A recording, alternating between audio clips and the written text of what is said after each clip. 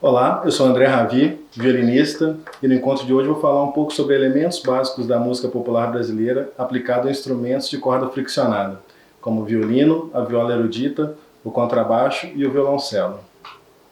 Nesse primeiro encontro vou falar sobre 3 tópicos importantíssimos dentro da música popular brasileira: a sua linguagem em si, o ritmo e a improvisação. Dentro da linguagem é importantíssimo a gente entender o ethos da música popular brasileira. Não vou me aprofundar nesse conceito de ethos dentro da música, mas a gente pode pensar aqui no estado de espírito que essa música exige. Então, eu consigo pensar que a música brasileira é carregada de uma imensa alegria. Cada interpretação, os gêneros musicais, eles transbordam uma alegria, né? Ressalvando a bossa nova, que traz uma interpretação e tem um ethos um pouco mais introspectivo, todos os gêneros que eu consigo pensar aqui nesse momento, eles me remetem a um ambiente muito iluminado, festivo. Então a gente, quando vai interpretar esse gênero musical, a gente tem que estar atento a isso, a gente tem que pensar em contribuições musicais, técnicas, que possam favorecer na nossa interpretação, pensando nesse resultado, pensando que essa alegria chegue até o público.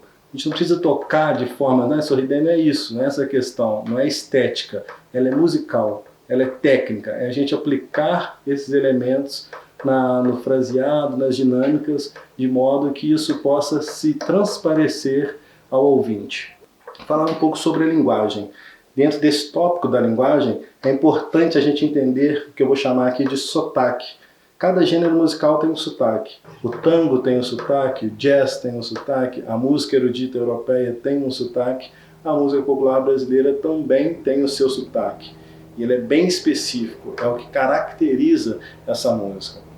Diferente em comparação com a música erudita, que tem uma dinâmica, muitas das vezes, parte de um crescendo e vai um decrescendo, formando quase que uma parábola. Na música brasileira, não. A gente tem um gráfico que é muito irregular dentro de uma mesma frase. Então, quando a gente estiver interpretando essa música, principalmente nos nossos instrumentos melódicos, a gente tem que estar muito atento a essa questão. Dentro de uma mesma frase, a gente tem picos e descidas de nuances rítmicas e interpretativas, e isso deve ser aplicado no material melódico. A exemplo, o jazz, como já supracitado, ele tem acentuação no tempo 2 e no tempo 4. A música erudita tem uma acentuação muito presente no tempo 1 e no tempo 3. A música brasileira vai brincar, muitas das vezes ela desloca essa acentuação. Dependendo do gênero, a gente tem uma antecipação das colcheias, como no samba, ou pensando mesmo no frevo. Então isso é uma coisa que tem uma diversidade, assim como a nossa língua. Pensando no Brasil, que tem uma extensão territorial imensa, e se a gente percorre esse país, a gente se depara com diferentes sotaques. Dentro da música vai ser da mesma forma. Dependendo do gênero e subgênero que a gente estiver interpretando, os sotaques terão nuances diferentes. E é importantíssimo ao intérprete estar atento a essas nuances. A música brasileira é representada ritmicamente pelas síncopes. É o que caracteriza o nosso ritmo, o que traz aquele balanço, o que é muito chamado de swing, né? Então o nosso gênero é muito swingado na sua maioria das vezes. E isso se dá através das síncopes que a gente encontra nos desenhos rítmicos. Pensando dentro dessa questão rítmica e da acentuação, eu vou trazer alguns exemplos práticos de deslocamento de acentos.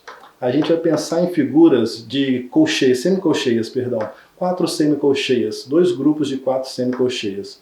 No primeiro exemplo, a acentuação vai ser no tempo 1, ou seja, no tempo forte. A princípio a gente pode exagerar nessa acentuação, pensando em algo um pouco mais vertical. Depois, com uma maior elaboração e maior entendimento, a gente passa por um trabalho de supinação, deixando essa acentuação um pouco mais vertical.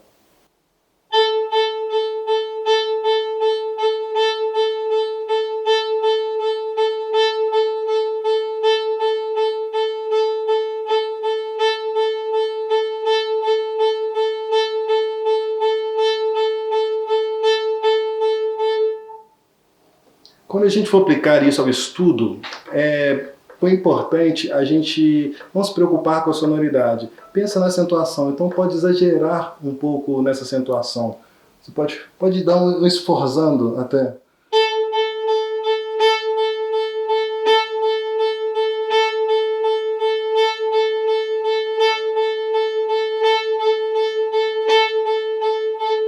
Porque a nossa preocupação nesse momento não é a sonoridade, e sim o entendimento motor e cerebral dessa acentuação. Essa acentuação, como nos outros exemplos, ela deve ser aplicada a todas as cordas e também aos demais dedilhados. Então a gente vai utilizar o primeiro dedo, segundo dedo, terceiro dedo e quarto dedo. Como segundo exemplo, o acento vai ser deslocado para o terceiro tempo desse grupo de 4 semicolcheias.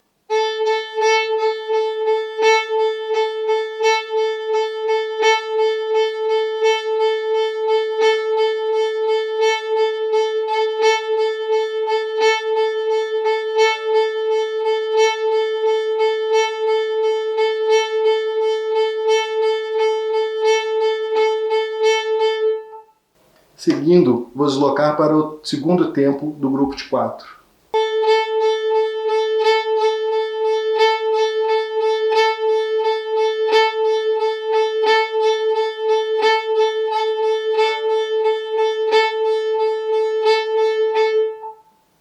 Quarto exemplo, a gente vai deslocar o acento para o quarto tempo desse grupo de semicolcheias.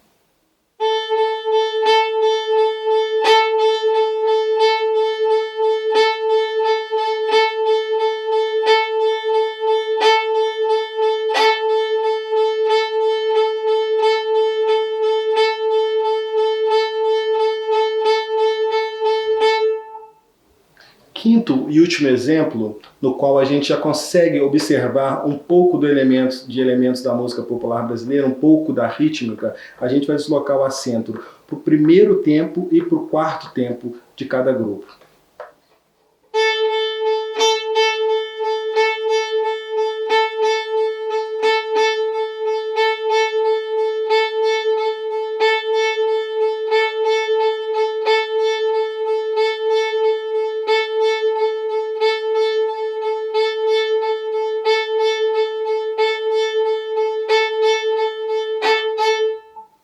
Nesse quinto exemplo, a gente já consegue ter a percepção de uma rítmica, tá, tá, tá, que já tem um balanço, né, que é uma coisa muito presente na música popular brasileira. Quando a gente for estudar, é importante que a gente não se preocupe, como já foi dito, com a polidez, com o poli desse som, né? Então pode acentuar, pense muito nessa acentuação. Então, utilizando esse último exemplo,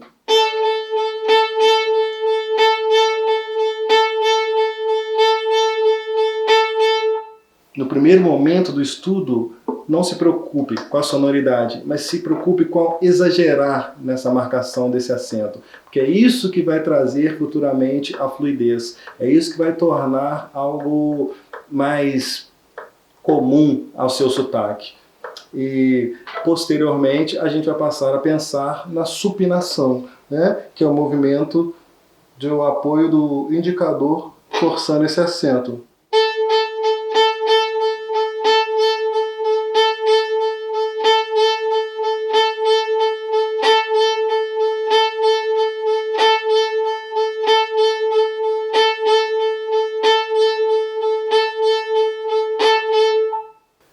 Falando agora um pouco mais sobre a rítmica, eu vou trazer 2 exemplos de gêneros musicais brasileiros que são conhecidos mundialmente e qualquer pessoa que não teve ainda um contato maior com a música popular brasileira certamente os conhece.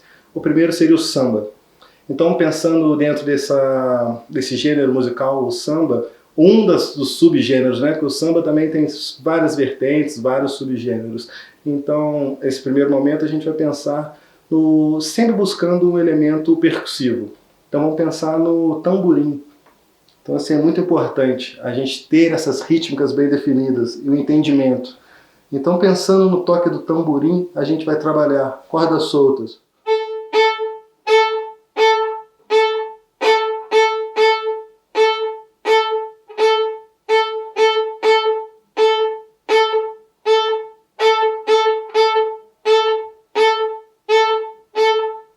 Quando a gente partir para esse estudo, já é necessário que aquelas acentuações estejam muito bem trabalhadas. E aí é importantíssimo a gente não trabalhar mais a acentuação vertical e pensar na supinação, nesse apoio do dedo indicador, marcando os acentos.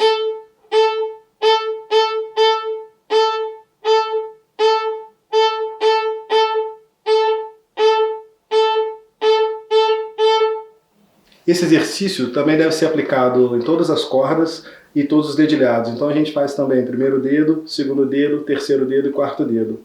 Para tornar essa brincadeira, esse estudo um pouco mais interessante, podemos também aplicar nas escalas. Então penso uma escala, eu vou pensar Sol maior com uma oitava, e a gente pode brincar com essa rítmica.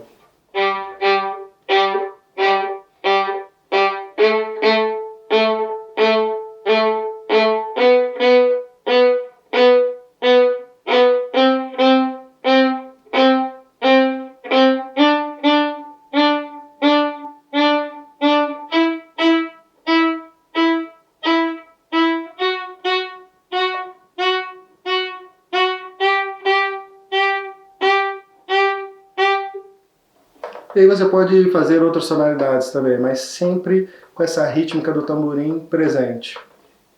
Como segundo exemplo prático, vou falar sobre o baião.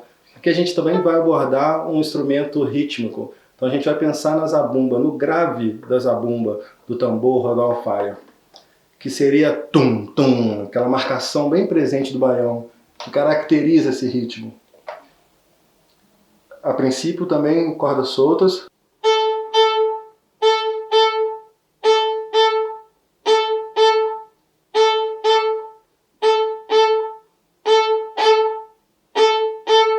A princípio o faça de forma bem seca também, sem pensar nessa flexibilidade rítmica, para que a gente traga um entendimento motor e cerebral a respeito dessa acentuação.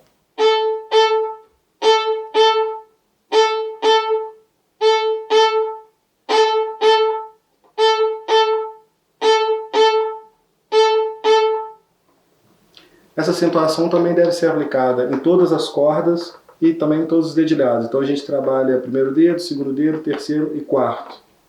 Quando estiver um pouco mais fluido, a gente pode pensar em cordas duplas. Então ficaria...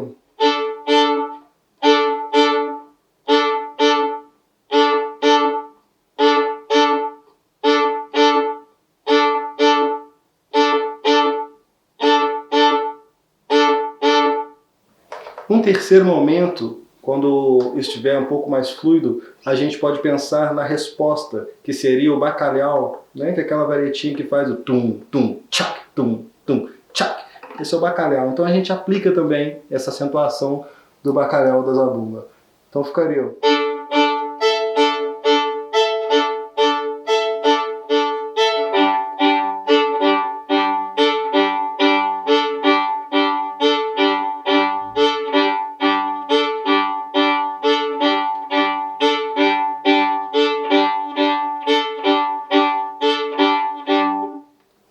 De acordo que a gente vai avançando nesse contato com essas rítmicas, aí sim a gente pensa na flexibilidade, né? Então a gente deixa o som um pouco mais tum, tum, balançado, swingado, tum, a sair daquele ritmo bem preciso, duro, que estava tá, tá, tá, tá. A gente não toca isso na música brasileira, isso não existe dentro da música brasileira.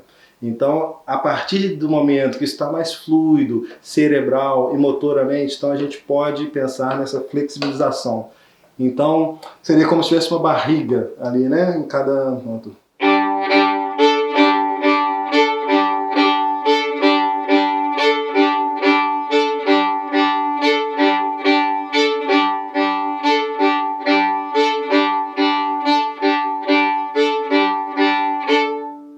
E dentro da questão rítmica, essas foram as exemplificações que eu trouxe para vocês nesse momento de introdução às rítmicas e à linguagem da música popular brasileira.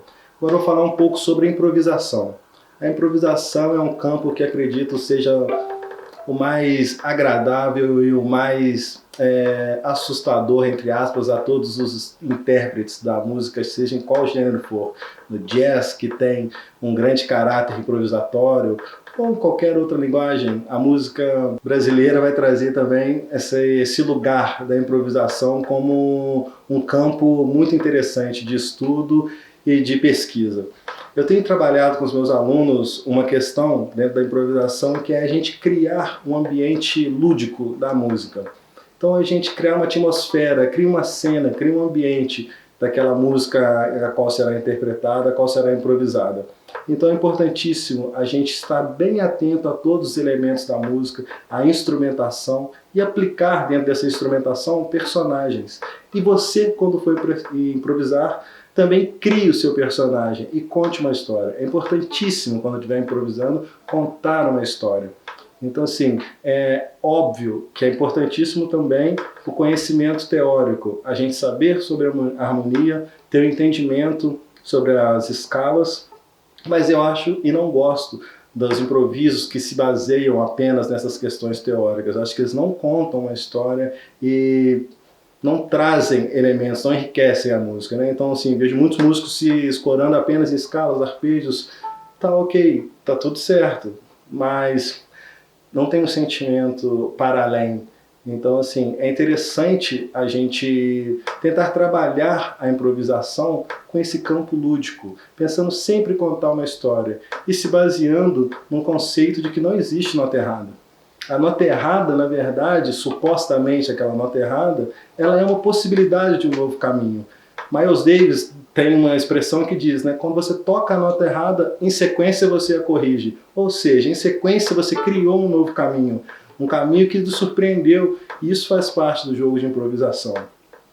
Mais uma vez, devo frisar que é importantíssimo aliar essas duas informações, esses dois ambientes, esse ambiente lúdico, esse ambiente de criação espontânea, mas também com embasamento teórico. Então é importantíssimo a gente se debruçar sobre as harmonias e sobre as escalas.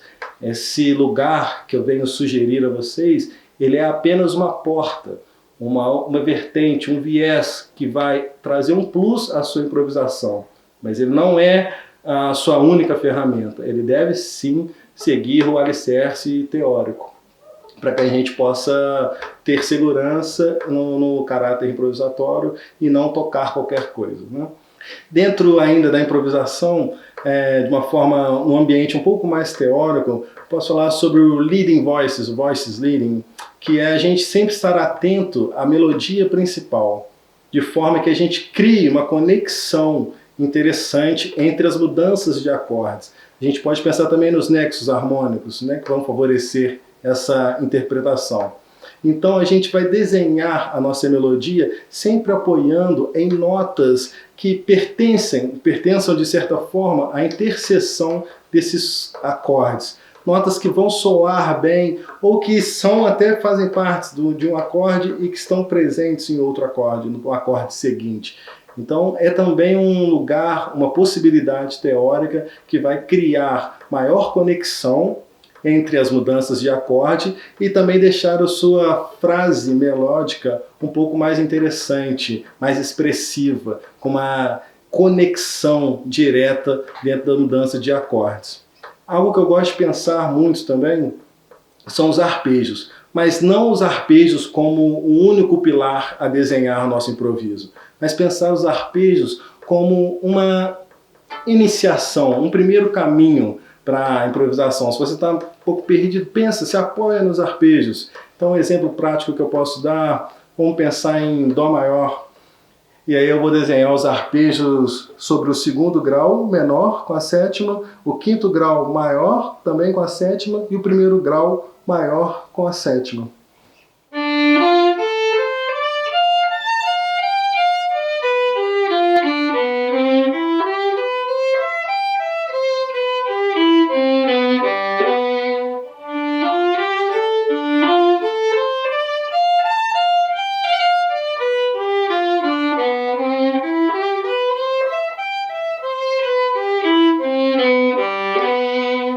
Então o arpejo ele já tem por si um desenho que eu interpreto de uma forma muito musical, ele já é bem cantabile. Então é uma ferramenta que a gente pode também estar utilizando.